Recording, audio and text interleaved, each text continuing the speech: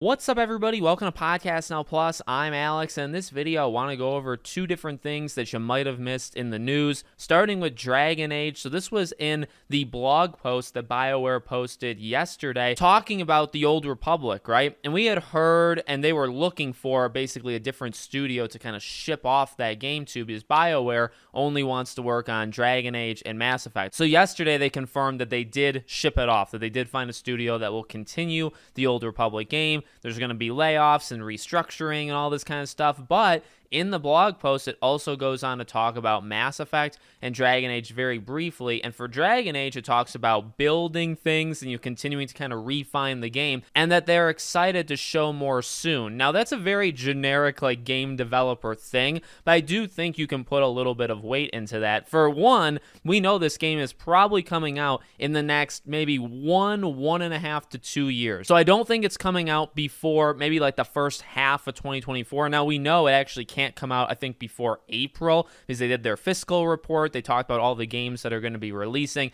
before, I think, like the end of March of 2024. Dragon Age and Skate 4 are not, on that list, right? So maybe like April, May, June is the earliest Dragon Age could come out. Next fall, Dragon Age could come out, or even maybe 2025, like in the springtime, right? So because we are legitimately getting closer, and they say soon, I am going to put more weight into that. I think something like Gamescom, we've talked about the connection with Jeff Keighley so often. I think that makes a lot of sense to show off this game. So hopefully August, if not, maybe in the fall we see it. Just to throw it in there too, Mass Effect, they talk about how it's still in pre-production.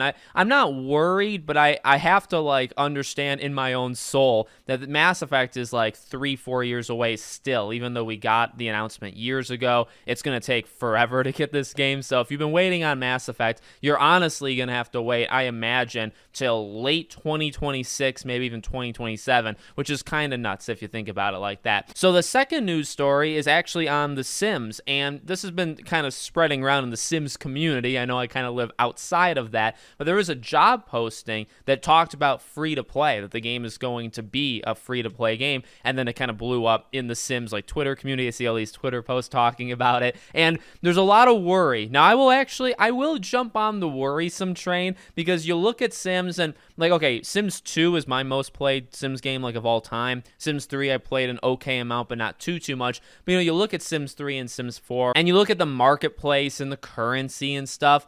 It is not great, and I've seen from fans of The Sims that they do not like it as well, so I don't think I'm just talking like being an outsider here. To have it be free to play, and then to have microtransactions to kind of, make up the revenue, on the one side, I think it makes the DLCs like easier to swallow, or just kind of makes them overall better, right? Because what ends up happening is you strip Sims down to like its base, then you add like 55 DLCs, then the next Sims game comes out and you remove all of those DLCs, strip it down to its base again, and then over the course of 4, 5, 6 years, add the same 55 DLCs back to it, right? I mean, that literally is how Sims has operated for like decades at this point. So I think being free to play will actually help that quite a bit, but yet again, you don't know about the microtransactions. You don't know about, buying a sweater for your character, is that going to cost like real world currency? Buying a house, all this kind of stuff. So those are things that be pretty somewhat worried about until they kind of prove. I think I would take that stance until they prove that it's not going to be malicious or it's not going to be bad. I don't really think they've earned, whether it's EA or whether it's literally the Sims franchise over the last couple iterations, I don't really think they've earned anybody's trust in terms of like currency and spending and stuff like that. So it's going to be they have to prove it kind of situation. So we'll see how it goes. Let me know what you guys think in the comments. Make sure you're subscribed, bell icon turned on, and I hope to see you all on the next one.